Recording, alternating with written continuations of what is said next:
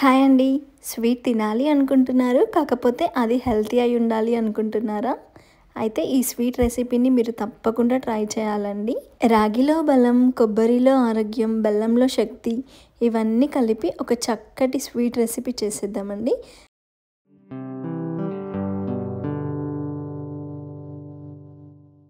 ఇక్కడ నేను రాగులు తీసుకున్నానండి. వీటిని ఇంగ్లీష్‌లో ఫింగర్ మిల్లెట్స్ అంటారు.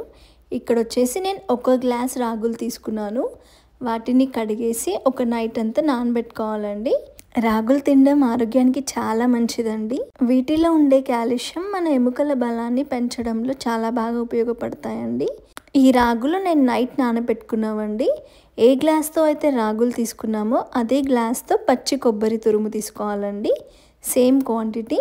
ఇప్పుడు ఒక మిక్సీ జార్ తీసుకొని మనం ముందుగా నానబెట్టుకున్న రాగుల్ని అందులోకి వేసేసుకోండి. అదే జార్లోకి ఒక గ్లాస్ పచ్చి కొబ్బరి తురుమండి తీసుకోవాలి. 2 ఈక్వల్ క్వాంటిటీ ఉండాలండి. సేమ్ క్వాంటిటీలో వాటర్ తీసుకున్నానండి. ఒక గ్లాస్ వాటర్ వేసేసి మనం మెత్తగా రుబ్బుకోవాలండి. ఈ రాగుల్లో ఐరన్ ఎక్కువగా ఉంటుంది. అనీమియాతో బాధపడే వాళ్ళకి చాలా బాగా ఉపయోగపడుతుంది. ఇలా మెత్తగా రుబ్బుకోవాలి. రాగులు అనేది ఎక్కడ కనిపించకుండా రుబ్బేసుకోవాలి. ఈ రాగులు మనకి వెయిట్ మేనేజ్మెంట్కి కూడా చాలా బాగా ఉపయోగపడతాయండి. దీంట్లో ఇది బాగా చిక్కగా ఉండడంతో నేను ఒక గ్లాస్ వాటర్ కూడా యాడ్ చేసుకున్నాను. దీన్ని వడగట్టుకోవాలండి. మీ దగ్గర సన్న జాలి ఉంటే ఓకే, లేదా ఇట్లా కాటన్ క్లాత్ తీసుకొని వడగట్టుకుంటే ఇంకా బాగా వస్తాయి మనకి. రాగి పాలు మొత్తం తీసుకోవాలండి. మిగిలిన పిప్పి పక్కన పెట్టేసుకొని రాగి పాలు అనేది మనం తీసుకోవాలి. ఇలా మిగిలిన పిప్పితో కొంచెం వాటర్ యాడ్ చేసి మళ్ళీ గ్రైండ్ చేసుకొని ఇలా ఒక 2-3 టైమ్స్ ప్రాసెస్ కంటిన్యూ చేసి పాలు అనేది మనం తీసుకోవాలి. చూడండి, రాగులు అనేది ఎక్కడ కనిపించకుండా ఓన్లీ మనకి రాగి పాలే వచ్చాయి. ఇలా క్లాత్తో తీసుకుంటే మాత్రం పర్ఫెక్ట్గా వస్తాయండి పాలు. స్ట్రైనర్ అయితే కొంచెం రాగులు అనేవి కనిపించవచ్చు. ఈ రాగి పాలకి స్వీట్నెస్ కోసం ఇక్కడ నేను ఒక గ్లాస్ బెల్లం తీసుకున్నానండి. అన్ని క్వాంటిటీస్ ఈక్వల్గా తీసుకున్నాను. ఫస్ట్ ఒక ప్యాన్ తీసుకొని బెల్లం అందులోకి వేసుకోండి. బెల్లం మొత్తం అందులోకి వేసేసుకొని కొంచెం వాటర్ యాడ్ చేసుకొని బెల్లం కరిగేంత వరకు స్టవ్ మీద పెట్టుకోవాలండి. మనకి ఏ పాకం అవసరం లేదు, జస్ట్ బెల్లం కరిగితే చాలు. కరిగించిన బెల్లంని ఒక గ్లాస్లోకి తీసుకోండి.